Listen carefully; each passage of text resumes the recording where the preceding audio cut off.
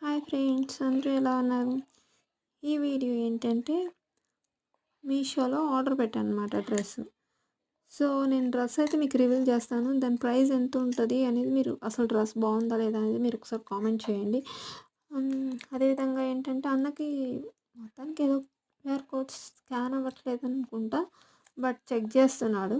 ఫైనల్గా నేనైతే పేమెంట్ అయితే చేసేసాను, గూగుల్ పే చేసేసాను. సో ఈ వీడియో నచ్చినట్లయితే కనుక మీకు డ్రెస్ ఎలా ఉందో ఒకసారి కామెంట్ చేయండి. Thank you.